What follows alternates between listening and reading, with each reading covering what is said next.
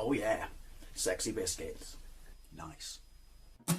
Long boys blues, 1975. A YouTuber's on the rise. Reviewing games late at night and sometimes friends. But Long boys blues, 1975.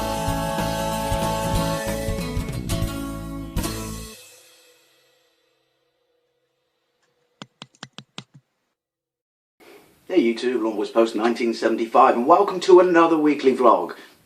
But to be fair, what week that is, I don't know. Because I'm making this 2 days after my last weekly vlog, and hell, I might even release it Saturday night when I'm at work to give you something to do or talk about, but you didn't really need to know any of that. This kind of happened because it sort of automatically or directly feeds into my previous vlog, which was nostalgic memories of my first TV I had in my room. Because that was a good setup point for me talking about, you know, how TV now, or how we consume TV, I should say, is completely and utterly changed. It's all instant, on demand.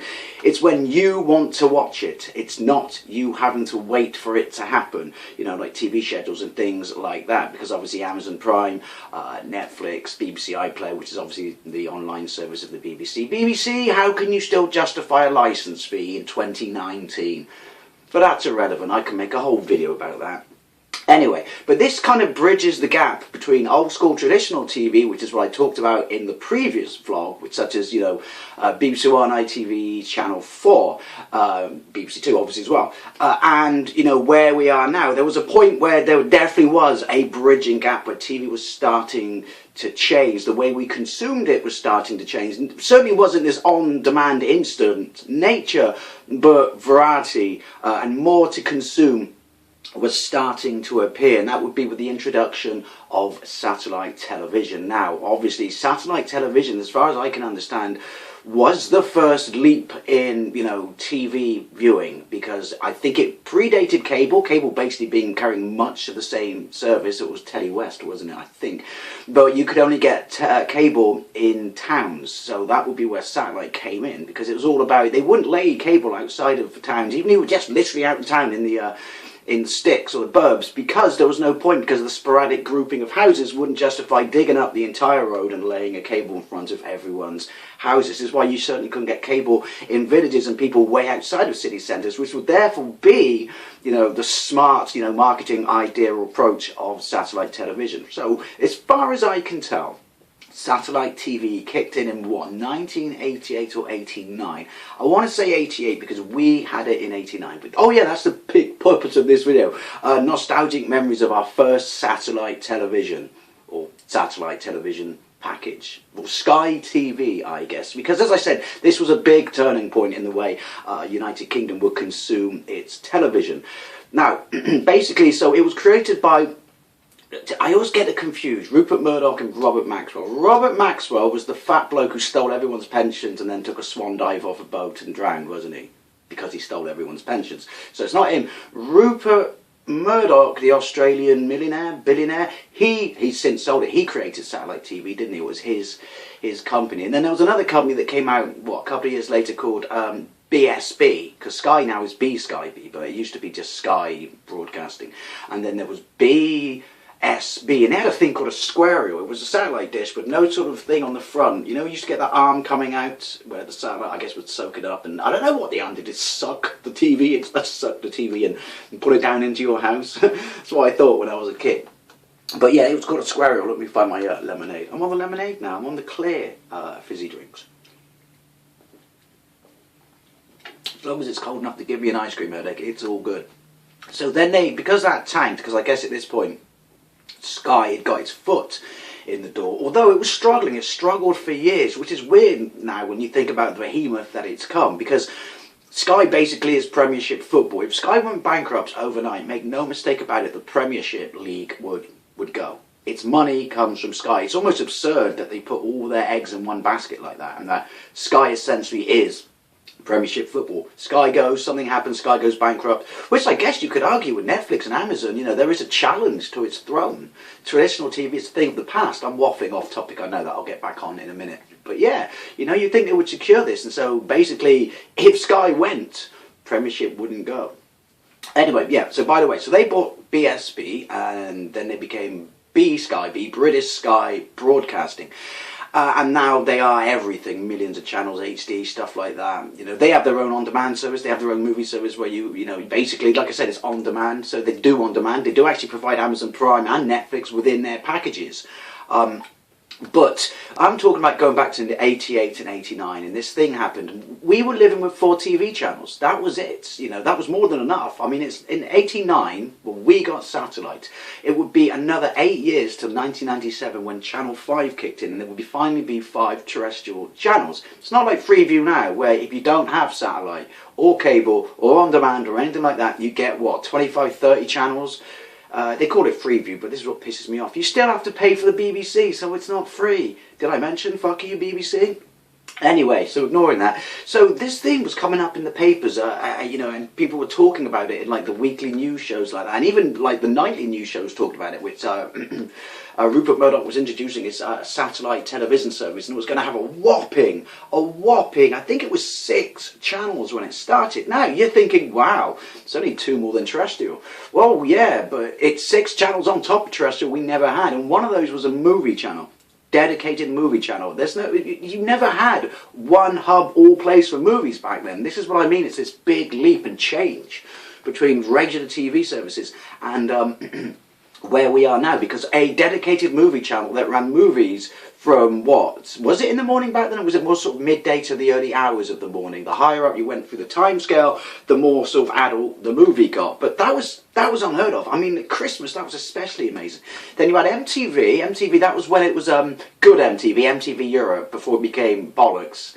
Way before it became bollocks MTV that it is now. MTV, European MTV, was fucking amazing, with Ray Cokes, Pip Dan, Davina McCall, before she became a complete attention-seeking, cash-hungry whore. But free from 1 at 4, which was 3 songs from one artist at 4 o'clock, which we loved because we got to see it just as we got off the school bus, and that was a big deal for all 3 of us who had satellite TV at school, and mates used to come around our house just to watch stuff like that on MTV. And there was Headbangers Ball on a Friday night. That was amazing. And then there was MTV Sports, which was absolutely fantastic, especially with, I'm having a complete brain fart, you know, the bloke from Black Grape. Shit, you know the one I mean. He had his Henry Rawlings. Henry Daniels is a character from Neighbours. He had his own sort of show on there, a segment of MTV Sports where he'd do his signature style, you know, direct, stinging humour, you know, and observational humour. But that was fantastic. And then there was The Real World. People seem to forget this. That pretty much proper reality TV, as we know it now, essentially. For people, a group of people all from different backgrounds, maybe different countries, stuck in a house and then documented over 22 episodes. That was created by MTV, as far as I can tell. And as much as I hate Big Brother and loathe reality TV and hate X Factor, and if you like this stuff, good for you. To me, it's just pumping out brainless drivel, fucking cheap to make TV that you have to pay for with a license fee that's expensive. But before that, I actually liked The Real World. I liked the first 2 seasons of The Real World as well. I remember the second season when they all kept going on about the Irish bloke had a drinking problem. Me and my mates just used to sit there and laugh, and one of the guys in our village was an Irish kid, and he used to go, no, he's just Irish. Chill out.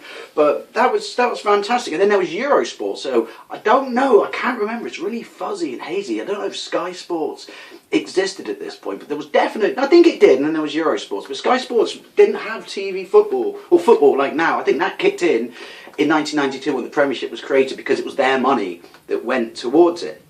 And then we had, what else did we have? So what? Sky Movies, Sky Sports, MTV. Oh no, did you have you had a whole bunch of other channels, including RTL, naughty, and there were 5 main Sky channels, and I think MTV was in the bracket of channels because it was European, because it was Eurosat, wasn't it? And you used to pick up stuff from all of that. It's so long ago, it's so hard to remember. Now, we weren't a particularly well-off family, as I talked about in the TV video, because having 3 boys cannot be cheap.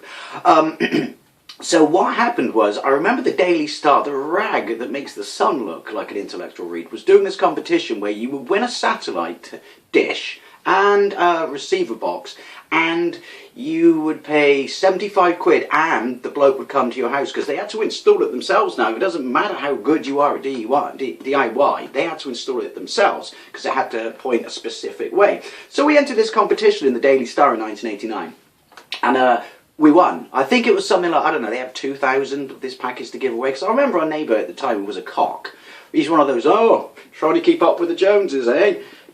No, what did you pay for yours? £300? Yeah, we paid 775 quid. 775 quid, we won it at the Daily Star. So not so much keeping up with the Joneses, more like undercutting them completely.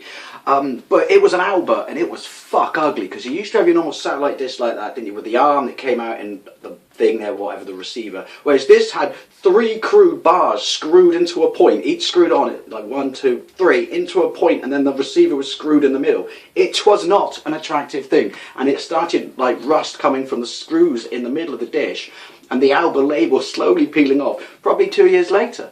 But we didn't care. It didn't really affect the signal. Apart from when it absolutely tanked it down, when it properly pissed it down, you got snow all over the screen. So anyway, you had a bunch of these European channels, including RTL. Who remembers Tutti Frutti? That's all I'm going to say. That was Sunday night required viewing when your parents went out. And no, it wasn't complete filth, but it was ludicrous. It was only the sort of game show you would get in Europe. But the point being why this was a massive, massive, massive deal, because Sky One didn't even make its own content back then. But it was just this whole coming home evenings, you know, or coming home from school and like, you know, the afternoon, afternoon, 3:30, 4 o'clock when the bus got there, and having all this stuff and not really wanting, because you're at secondary school at this point, you're growing up, not really wanting to watch, you know, kids TV or stuff like that. So watching the MTV afternoon TV stuff like that, and when you had Ray Coke's TV show in the evening, it's like sitcom, it's talk show. That was amazing. That was way better than any of the shit on terrestrial TV. Whatever happened to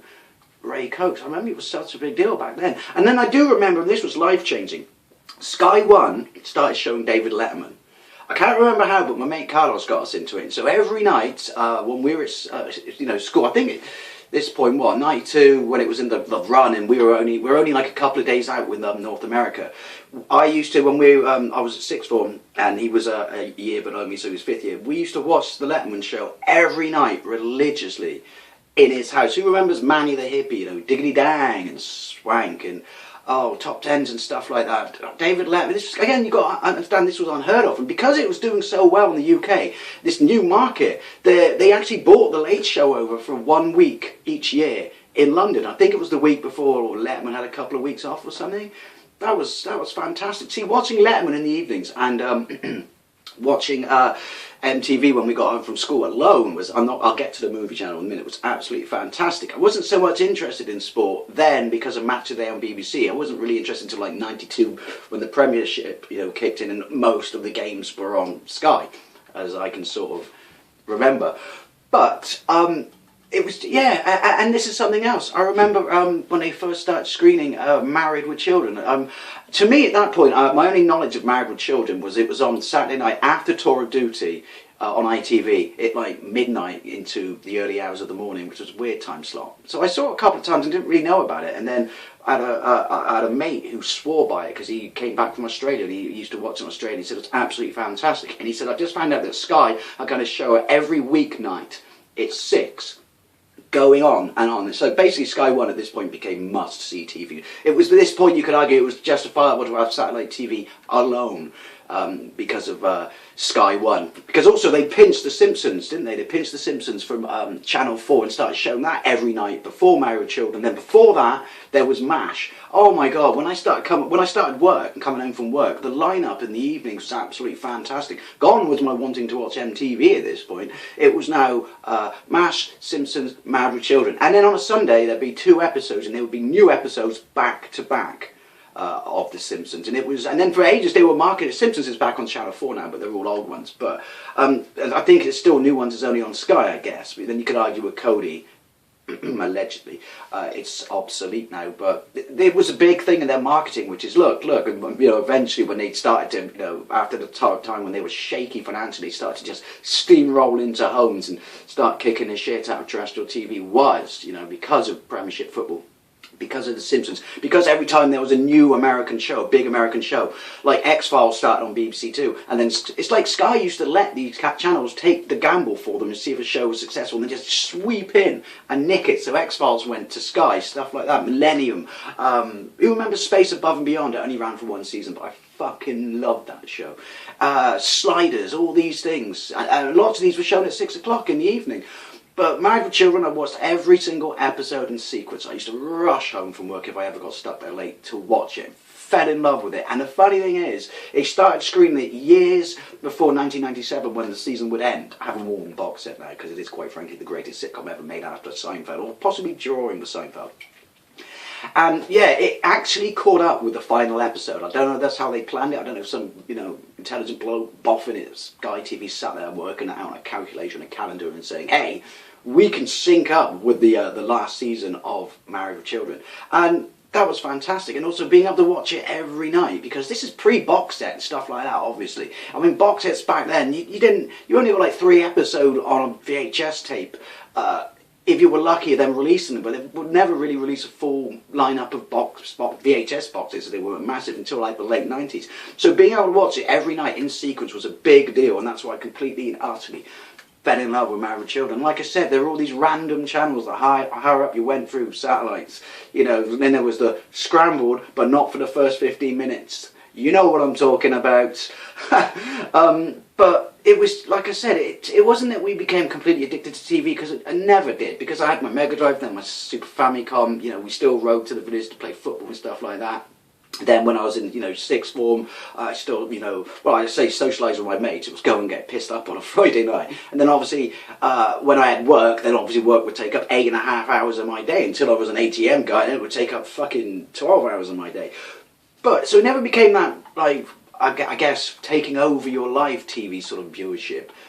But it was the fact that it was there and you had more to choose from. And it truly was the bridging gap between where we were with terrestrial TV and 4 channels and 5 channels and where we are now, which is completely and utterly on demand. And hell, Sky has their own mobile phone, cell phone service now, don't they? And things like that.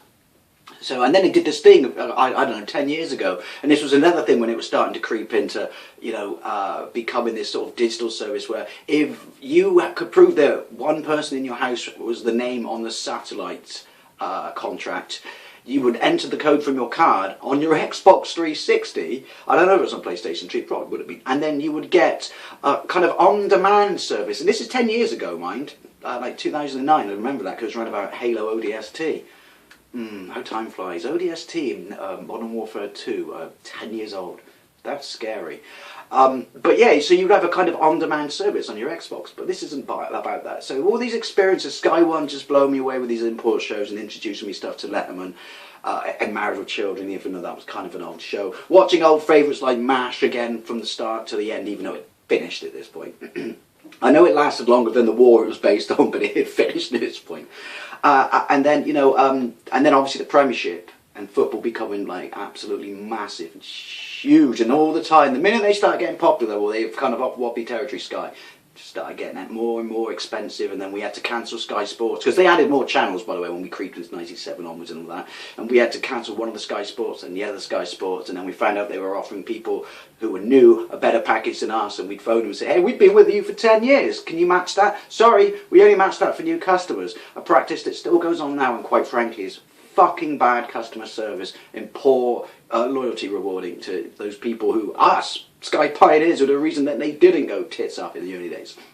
But finally, I've been all over the shop on this, but it's too much, and I don't like script, and it's too much to kind of try and compile an order in my head and get out there. But yeah, Sky Movie was amazing. Sky Movies was fantastic, because it was movies, right? It's weird how stuff comes out now, because you've got to remember, right, initially when a movie came out, then it would take 6 months to come out in the rental store, then it would take anywhere up for a year to come out so you could buy it when they started doing that. And then it became, they started making it around about, I think Batman Returns was the first movie they did this, and then Lethal Weapon 3, where it came out to buy 6 months later, and then there was, what was it, that crept over to DVDs, which was when DVDs, when the movie was 6 months old, DVDs would come out, but they weren't rental, they were either rent or buy at the same time. But before then, obviously, it used to take this couple of years, and so Sky had to promise that they wouldn't, because it took a massive hit into video rental stores and stuff like that, they had to sign some sort of contract, or, or I don't know how it worked, but basically movie companies, I guess, would say, Sky, you can have it, but you're going to have it after rental stores. I guess because some rental stores, were allegiant or aligned to or part of movie studios. I don't know. Maybe in America or North America more so than they are here. But, obviously they wanted the chunk of rentals because they would sell their tapes. You got to remember, they would sell their tapes to rental stores for I guess it would be 150 quid. Because think about it, what they're making at 250 a pop, renting it out. So you had to wait, and you'd go in a rental store, because we still did, because Sky used to show movies sort of, if you were lucky, 18 months to 2 years after the cinema release. That was still unheard of compared to BBC One and ITV, especially at Christmas. Sky was amazing at Christmas. But then there was a dedicated Sky News channel, by the way, which is now actually free, isn't it, on, having a brain fart, Freeview. But Sky News is as biased as BBC One. What is it with news channels and their political leaning? This isn't a political view, and it's not about what you believe in or you don't believe in, but if you have to pay, more so BBC, you have to pay for a service, then if you lean to a party, as in embrace and promote a party that I don't agree with, I should have the right not to pay for you, because you're supposed to be impartial even though you pretend you are. But sorry, ignore that.